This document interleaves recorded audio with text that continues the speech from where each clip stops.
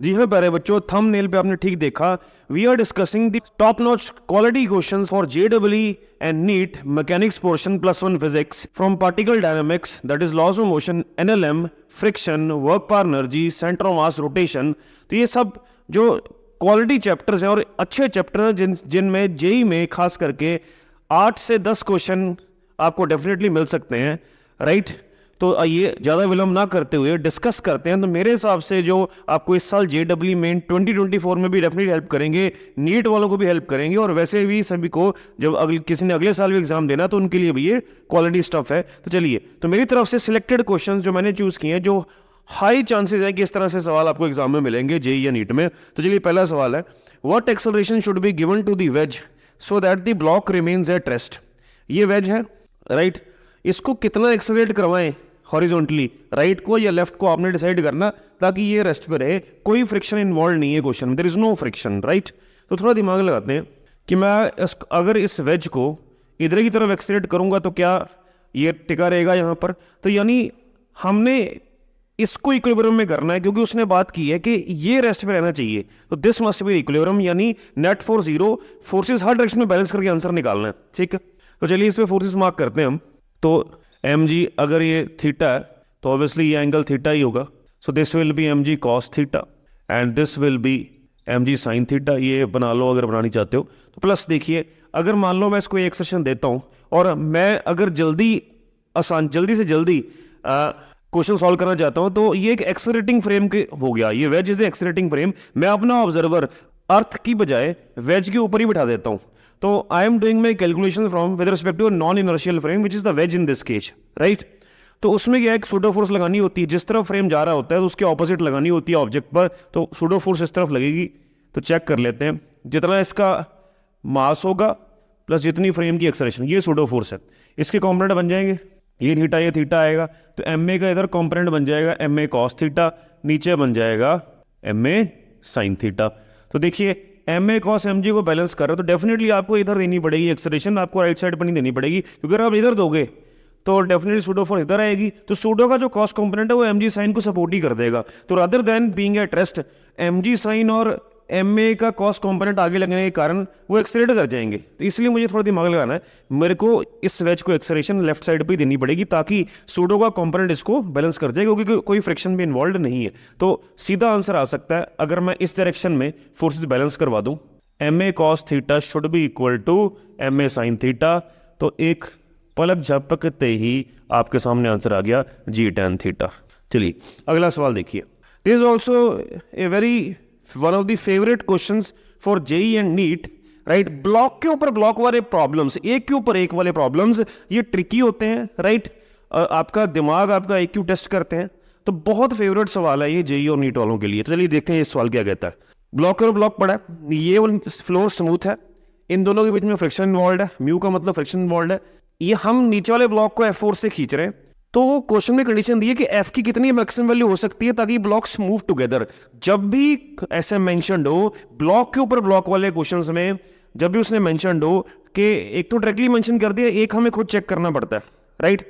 तो इन ब्लॉक के ऊपर ब्लॉक वाले सवालों के लिए सबसे बढ़िया ट्रिक यही है, चाहे क्वेश्चन में मेंशन्ड हो या ना हो, आप पहला केस यही मान के करेंगे कि कहीं ये ब्लॉक्स इकट्ठे तो नहीं मूव कर रहे। तो पहले ये चेक करना होता है। यहाँ पर डायरेक्टली गिवन है, अगर ये इकट्ठे मूव कर रहे हैं तो इसका मतलब है दोनों ब्लॉक्स की बराबर एक्सेलरेशन होगी, they will possess equal acceleration. जितनी ऊपर वाले ब्लॉक की होगी उतनी नीचे वाले ब्लॉक की होगी, राइट।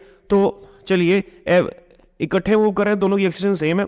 तो देखिए, नीचे वाले ब्लॉक पे तो समझ में आता है कि F के कारण एक्सेलरेट कर रहा है, ये फोर्स डायरेक्टली यहां पे नहीं लग रही। तो न्यूटन कह रहा है ऊपर वाले ब्लॉक की अगर एक्सेलरेशन सेम है जो नीचे वाले ब्लॉक की है, तो अगर किसी चीज की एक्सेलरेशन है तो कोई ना कोई फोर्स उस डायरेक्शन में होनी चाहिए। जबकि यहां पर इस वाले ब्लॉक पर तो कोई फोर्स है ही नहीं, ना इधर ऊपर वाली मैटर नहीं करती।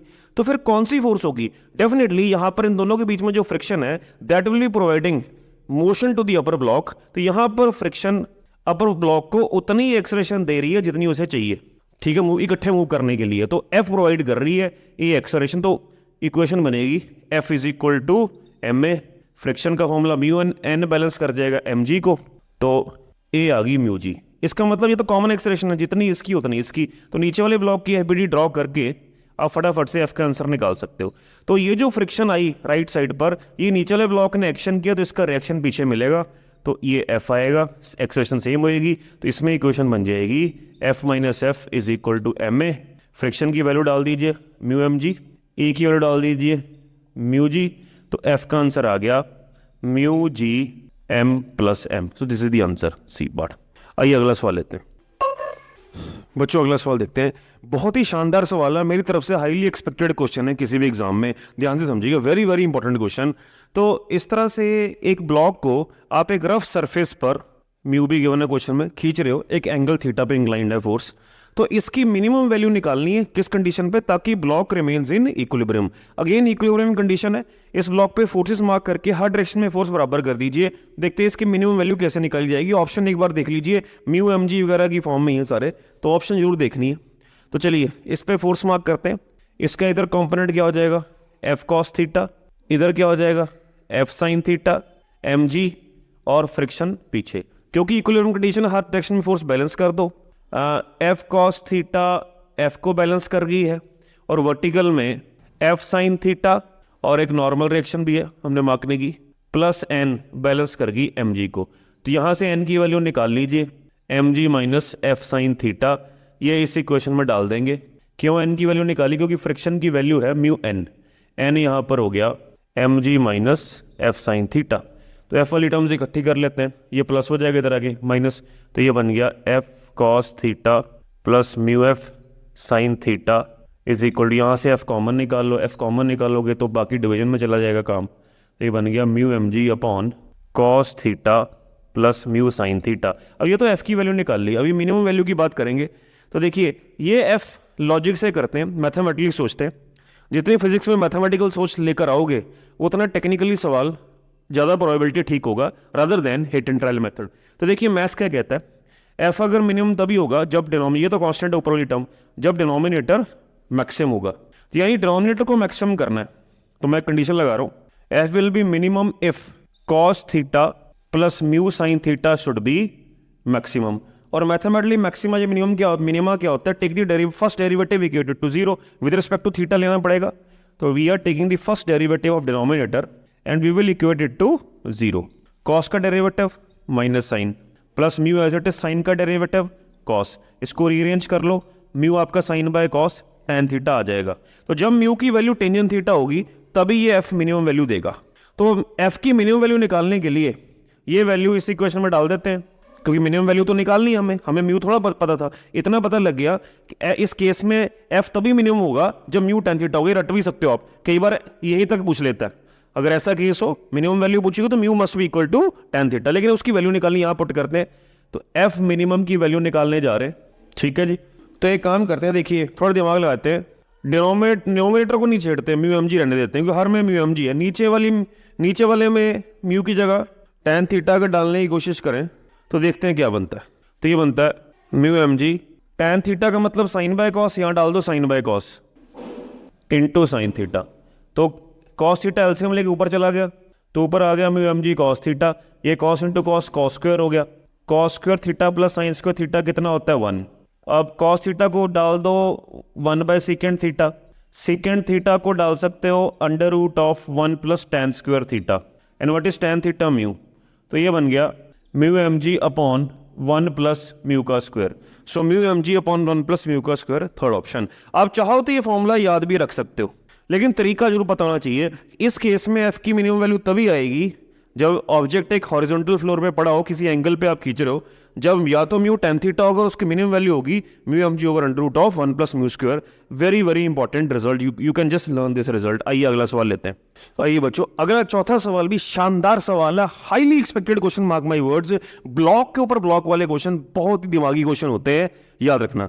चलिए एक क्वेश्चन है, एक ब्लॉक 2 किलोग्राम के 3 किलोग्राम का है, नीचे वाले ब्लॉक को 12 न्यूटन फोर्स से खींच रहे हो, नीचे भी फ्रिक्शन है 0.3, ऊपर भी फ्रिक्शन है 0.2। Friction on a and b दोनों पे एफ की वैल्यू निकालनी है, म्यू गिवन है ग्राउंड के कारण, ग्राउंड दोनों पे कितनी फ्रिक्शन दे रहा है। ऑप्शन है कुछ इस तरह से। मैंने आपको कहा था कि जब भी ब्लॉक के ऊपर ब्लॉक वाली प्रॉब्लम्स आए, पहले आप यही मानो कि अगर ये इकट्ठे चल रहे हो तो क्या, तो हम पहले यही मानेंगे ये इकट्ठे चल रहे हैं। तो चलिए देखते हैं, let us assume that both the blocks move together. So let us assume that both the blocks move together. अगर मूव टुगेदर कर रहे हैं तो ग्राउंड के कारण जो इन दोनों में फ्रिक्शन मिलेगी, एक सिंगल ऑब्जेक्ट की तरह बिहेव करेंगे, 3+2 इकट्ठे जा रहे हैं तो 5, तो मैक्सिमम फ्रिक्शन कितनी लगेगी जो ग्राउंड जो इन ब्लॉक्स पे लगाएगा, तो निकाल लेते हैं। तो जो मैक्सिमम फ्रिक्शन है वो स्टैटिक वैल्यू की ऑब्वियसली लिमिटिंग फ्रिक्शन की बात कर रहे हैं, that will B μs × n। μs यानी 0.3, ग्राउंड से हम बात करें n 5g, क्योंकि दोनों ब्लॉक्स का मास लेना पड़ेगा, 0.3 × 50। तो अगर इकट्ठे मूव करें तो ग्राउंड दोनों ब्लॉक्स को मैक्सिमम 15 न्यूटन देगा। तो अगर पीछे 15 न्यूटन लग रही है तो आगे भी 12 लग रही है, तो इसका मतलब पीछे वाली ऑपरेशन ज्यादा है, आगे वाली कम है, तो ये तो सिस्टम मूव करेगा ही नहीं। तो अगर मूव करेगा ही नहीं, इसका मतलब ग्राउंड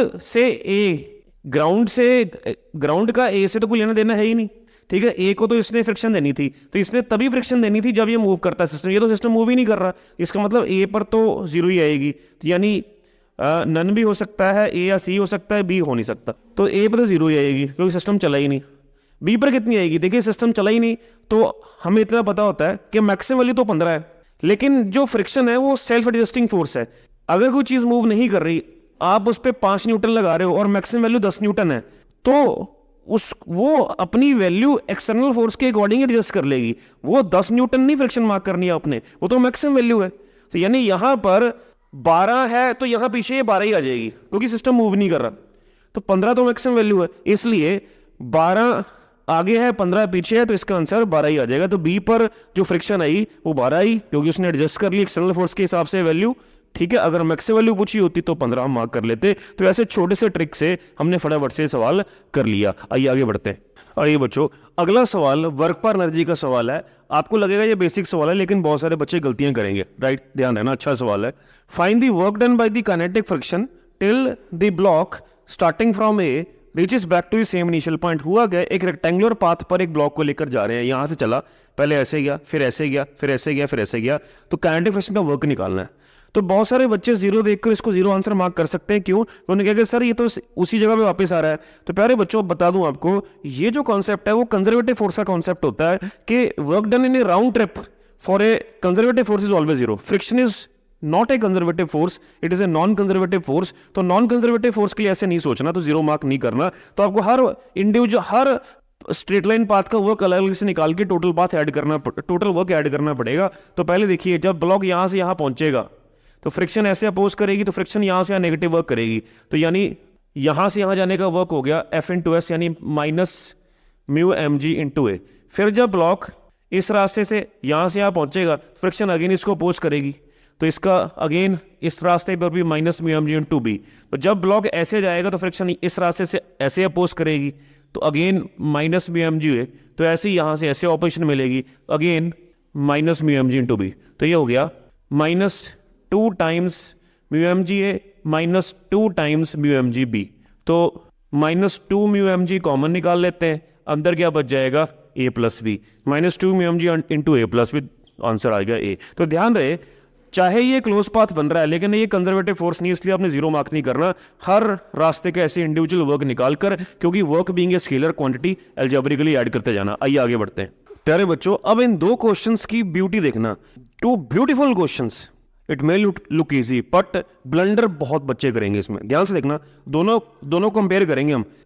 दोनों वर्क के बड़े फेवरेट सवाल हैं, इवन एडवांस में बहुत बार पूछे गए हैं, जेई नीट में तो पूछे ही जाएंगे डेफिनेटली, एक्सपेक्टेड क्वेश्चन है। तो देखिए, ये क्वेश्चन वेक्टर फॉर्म में है, और दूसरी खास बात है, फोर्स वेरिएबल है, एक्स वाई जेड तीनों पे डिपेंड कर रही है। यहां पर भी फोर्स वेरिएबल है और वेक्टर फॉर्म में, ठीक है। दोनों में माइन्यूट सा डिफरेंस है, पहले से सॉल्व करते हैं। तो जब भी फोर्स वेरिएबल हो, डायरेक्टली आप एफ एस कॉस थीटा नहीं लगा सकते, आपको इंटीग्रेट करना पड़ेगा। तो ये दोनों सवाल इंटीग्रेशन से होंगे। क्यों? क्योंकि फोर्स वेरिएबल है। चलिए, तो कैसे करना है? जब ऐसे तीनों वेरिएबल्स गिवन हो, एक्स वाई जेड, या एक से ज्यादा वेरिएबल गिवन हो, तो आपको ये लिमिट्स वगैरह भी गिवन है, यहां से यहां वर्क निकालना है A से B। तो आपको सबसे पहले क्या करना है, dw integration of, vector form में है तो हमेशा ऐसे वेक्टर फॉर्म में करना आपने, f.ds कर लेना rather than fds cos theta. सबसे पहली बात है, f vector as it is put कर दो इसमें। ये आ गया 2xi cap -3y² j cap 2z² k cap. अब डॉट डी एस वेक्टर हमें गिवन नहीं है, वो तो उसके कोऑर्डिनेट्स गिवन है, तो ये तो लिमिट्स यूज करेंगे, तो इसको आप ऐसे कर सकते हो, डी एस वेक्टर को dxi cap plus dy j cap plus dz k cap. अब डॉट प्रोडक्ट निकालो, i dot i 1, i dot j 0 हो जाएगा, तो जो सिमिलर है उनको मल्टीप्लाई करके लिख दो बस। सो 2x इंटू डी एक्स, तो ये बन गया इंटीग्रेशन ऑफ 2x dx, सो ये बन गया minus of integration of 3y² dy, और ये बन गया plus of integration of 2z² dz। ठीक है, dx dy की लिमिट्स डाल देते हैं, तो x की लिमिट्स है 0 से 1, y की लिमिट्स है 1 से 2, z की लिमिट है -1 से 2, तो 2 कॉमन कांस्टेंट बाहर आ गया, मैं डायरेक्ट कर दूंगा, अब इंटीग्रेशन बेसिक है, 2x²/2 इंटीग्रेशन होगी 0 से 1 आ गया, -3y³ 1 से 2 प्लस z³ -1 से 2, 2 से 2 कट गया, 3 से 3 कट गया, तो ये बन गया 1 - 0 upper limit minus lower limit, ये बन गया 2 का क्यूब 8 - 1 ब्रैकेट में प्लस 2/3 इंटू 8 माइनस ऑफ -1, तो +1, सो 3 से कट गया, 3 + 2 6, तो ये बन गया 1 - 8 - 1 7 प्लस 6, 7 - 7 इज 0, आंसर इज 0। ठीक है जी, अब ये क्वेश्चन देखते हैं, इसमें अगेन सिमिलैरिटीज क्या है, यहाँ पर भी एक्स वाई के साथ वेरी, यहाँ पर भी एक्स वाई के साथ वेरी कर रही है, लिमिट्स गिवन है, यहाँ पे वर्क निकालना है हमें यहाँ से यहाँ।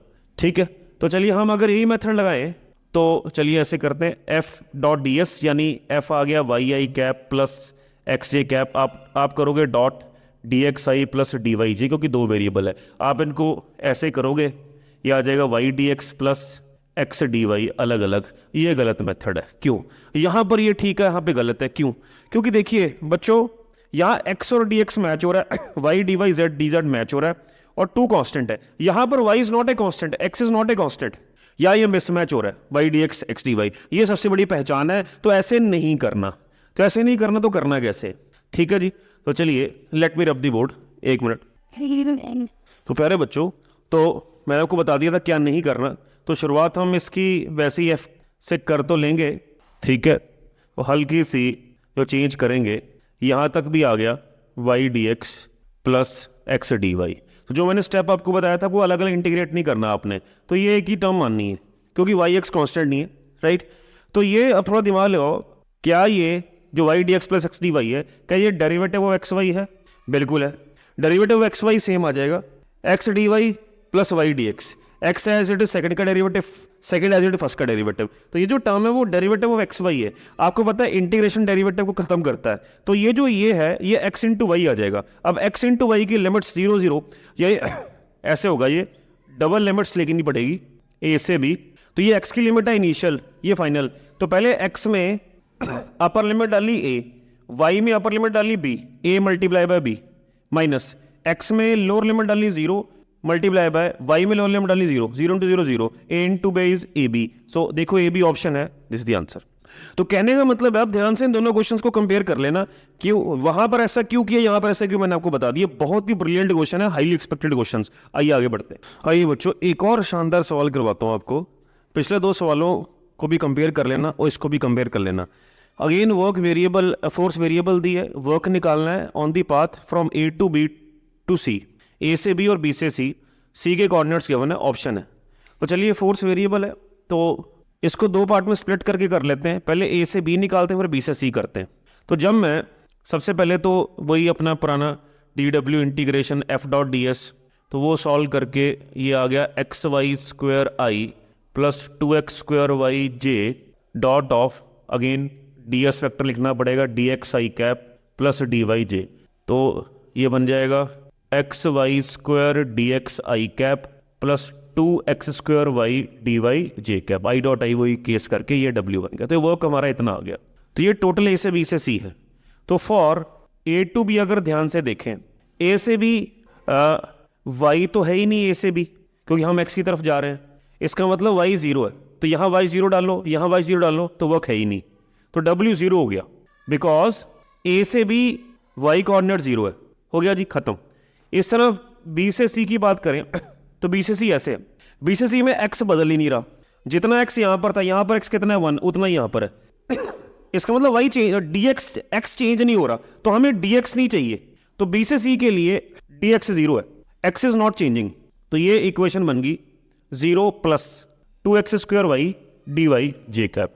लेकिन अब यहाँ b पर भी b से c x की वैल्यू कितनी है 1, 2 इंटू 1 का स्क्वायर, y की वैल्यू कितनी है 2, सॉरी अब वो तो हम इंटीग्रेट करके करेंगे ना, तो ये y डी वाई जे कैप। तो हमारे पास जो वर्क की इक्वेशन बन गई तो ये बन गई 2y डी वाई जे कैप।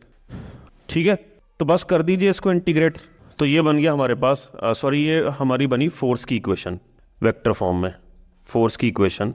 अब ये फोर्स की इक्वेशन चाहिए हमें बी से सी, तो अगेन बी से C work F dot D S करके डायरेक्टली ये इंटीग्रेट करके डब्ल्यू निकाल लिए, इसमें इंटीग्रेट कर देंगे हम वाई डी वाई की इंटीग्रेशन कितनी हो जाएगी y²/2, तो लिमिट्स डाल देंगे हम, y की लिमिट b पर लिमिट कितनी है y की 0 और c पर लिमिट कितनी है 2, 0 से 2, ये कट गया तो बन गया 4 - 0 4। टोटल वर्क डन क्या हो गया, a से b तो है ही नहीं, 0 है, तो b से c 4 हो गया, टोटल 4 ही हुआ, तो आंसर इज 4। तो ये बहुत तीनों ही मैंने सिलेक्ट किए हैं क्वेश्चन, हाईली इंपॉर्टेंट क्वेश्चन है वर्क के लिए, तो तीनों को ध्यान से कीजिएगा। आइए आगे बढ़ते हैं। आइए बच्चों, एक और I must say another very brilliant question, ध्यान से समझिएगा, बहुत बच्चे इसको गलत कर सकते हैं। एक ब्लॉक h हाइट से इस स्प्रिंग के साथ कोलाइड करेगा, तो इस ब्लॉक की मैक्सिमम स्पीड निकालनी है। तो चलिए देखते हैं। बहुत सारे बच्चे इसको ऐसे करेंगे, शॉर्टकट में एनर्जी कंजर्वेशन लगाएंगे, वो कहेंगे कि mgh should be equal to half mv², मतलब वो कहेंगे यहीं तक स्पीड बढ़ेगी बस ग्रेविटी के कारण। ये गलत है, ऐसे नहीं होगा। ठीक है, तो ऐसे मत करना। तो क्या करना, क्या ये सिचुएशन मैं यहाँ बनाता हूँ, तो होगा क्या, सबसे पहले ये h हाइट है, जैसे ही ये टकराएगा उसी समय ये ब्लॉक यहाँ पहुँचा, तो इस जगह पर mg नीचे एक्ट कर रहा है, उसी समय स्प्रिंग फोर्स ऊपर एक्ट करेगी। तो जब तक तो mg स्प्रिंग फोर्स से ज़्यादा होगा, इस ब्लॉक की स्पीड बढ़ती चली जाएगी। ठीक है, और जब mg इसको बैलेंस करेगा तो ब्लॉक की स्पीड जितनी बढ़नी थी बढ़ चुकी होगी। तो मान लीजिए यहाँ पर mg fs को बैलेंस कर गया, उसके बाद क्या होगा, ब्लॉक और स्पीड नहीं, तो यानी ब्लॉक की यहाँ मैक्सिमम स्पीड नहीं होगी यहाँ पर, तो यहाँ की बजाय यहाँ पर स्पीड मैक्सिमम होगी। सो this will be the maximum speed, मान लीजिए v, इस जगह पर जब इक्विलिब्रियम अचीव होगा। उसके बाद क्या होगा, ये फिर नीचे जाएगा, अब उसकी स्पीड नहीं बढ़ेगी, फिर नीचे जाएगा, स्प्रिंग को कंप्रेस करता चला जाएगा। तो तब क्या होगा कि अब mg से बड़ा स्प्रिंग फोर्स होगा जो लगातार इसकी स्पीड घटाएगा। तो इसको घटते घटते घटते इस पोजीशन पर आकर स्पीड 0 हो जाएगी, और ये पोजीशन मैक्सिमम कंप्रेशन पोजीशन बन जाएगी स्प्रिंग की। तो आई रिपीट, तो यहां पर स्पीड मैक्सिमम नहीं होगी, जो बच्चे सबसे ज्यादा गलती करेंगे। इसके बाद भी स्पीड बढ़ती चली जाएगी, कहां से, यहां तक स्पीड बढ़ेगी, यहां तक, यानी जब तक इक्विलिब्रियम अचीव नहीं होता। उसके बाद स्प्रिंग फोर्स mg को ओवरपावर कर देगी, हावी हो जाएगी उसके ऊपर। तो तब उसके कारण, स्प्रिंग फोर्स की ऑपोजिशन के कारण, इसकी स्पीड अब यहां से मैक्सिमम से घटकर फिर 0 हो जाएगी। तो हमें पता ही है बेसिक कि मैक्सिमम कंप्रेशन पोजीशन पर kinetic energy has to be 0। तो ये एक तरह से मीन पोजीशन होगी स्प्रिंग की, ये एक्सट्रीम पोजीशन होगी, और ये भी एक तरह से एक्सट्रीम पोजीशन होगी। तो ये एक इस तरह से आपने सोचना है। तो मैं क्या करूंगा, मैं इस पोजीशन 1 और इस पोजीशन 2 तक आपका वर्क एनर्जी थ्योरम लगा सकता हूं, क्योंकि मुझे मैक्सिमम स्पीड पूछी थी और मैक्सिमम स्पीड इस पोजीशन पे होगी। तो 1 और 2 में वर्क एनर्जी थ्योरम कैसे लगाएंगे, work done by gravity that will B mg h plus, जो उसने ये डिस्टेंस भी, यहां तक ग्रेविटी तो है ही है, तो h प्लस, जब आप fs को mg से बैलेंस करोगे तो kx should be equal to mg, तो x आपका आ जाएगा mg बाई k, तो h plus mg by k, right, minus spring force obviously यहां से यहां उल्टा लग रही है, डिस्प्लेसमेंट नीचे हो रही है, तो नेगेटिव वर्क करेगी, equal to change in kinetic energy. Final kinetic energy obviously यहां पर मैक्सिमम होगी, हाफ mv² मैक्स, और चला वो रेस्ट से। तो ये सॉल्व करके आप बड़े आराम से मैक्सिमम स्पीड निकाल दोगे। तो 1 और 2 के बीच में मैंने वर्क एनर्जी थ्योरम से इसका आंसर निकाल लिया है। एक बार और ऐड कर देता हूं, तो अगर इसी पार्ट में आपको मैक्सिमम स्पीड के अलावा मैक्सिमम कंप्रेशन पूछी होती तो आप क्या करते, कुछ नहीं, अब 1 और 3 के बीच में वर्क एनर्जी थ्योरम लगा देते। तो यहां लिख देता हूं, ये फर्स्ट पार्ट हो गया। सेकेंड पार्ट, अगर इसमें मैक्सिमम कंप्रेशन पूछी होती, फॉर मैक्सिमम कंप्रेशन, तो हम 1 और 3 को लेते और वर्क एनर्जी थ्योरम लगा देते। तो मैं लगा के बता देता हूं 1 और 3 तक, तो ये बन जाएगा mg h प्लस ये x हो गया प्लस ये x हो गया यहाँ तक, तो ये बन गया 2mg बाई के x प्लस एक्स, राइट, और यहाँ पर हो गया अगेन माइनस हाफ के x² मैक्स जो निकालना है इज इक्वल टू फाइनल का energy is 0, initial is also 0। तो यहाँ से आप सॉल्व करके एक्स मैक्स निकाल सकते हो। सॉरी, ये तो आप उतना ही रहोगे क्योंकि ग्रेविटी तो यहीं तक वर्क करेगी, ठीक है। तो h plus m g by k, तो यहाँ से आप एक्स मैक्सिमम निकाल सकते हैं। आइए आगे लेते हैं। आइए प्यारे बच्चों, अगला सवाल है। तो एक सवाल बड़ा अच्छा सवाल है। एक इंक्लाइंड प्लेन है, राइट। ये मान लीजिए एंगल कुछ ना कुछ गिवन है, लेट अस सपोज 30 डिग्री। एक यहाँ पे स्प्रिंग लगा है और यहाँ पे एक ब्लॉक है, रेस्ट से चल रहा है, ठीक है जी। तो ये ऐसा एक सवाल आपका इंक्लाइंड प्लेन पे स्प्रिंग लगा हुआ, ये एनसीईआरटी में भी है। तो एनसीईआरटी के एडिशनल एक्सरसाइज का सवाल है, वो भी आप जरूर देखना। तो इसको देखते हैं, बहुत ही बढ़िया सवाल। इसमें इसका स्प्रिंग कांस्टेंट निकालना है और यहाँ पर फ्रिक्शन भी है, तो फ्रिक्शन कोफिशिएंट भी निकालना है। दो चीजें निकालनी है, म्यू और के। ये ब्लॉक रेस्ट से चला, इसको कोलाइड करता है। यहां से जस्ट बिफोर कोलाइडिंग जो डिस्टेंस है 4.8 मीटर है गिवन।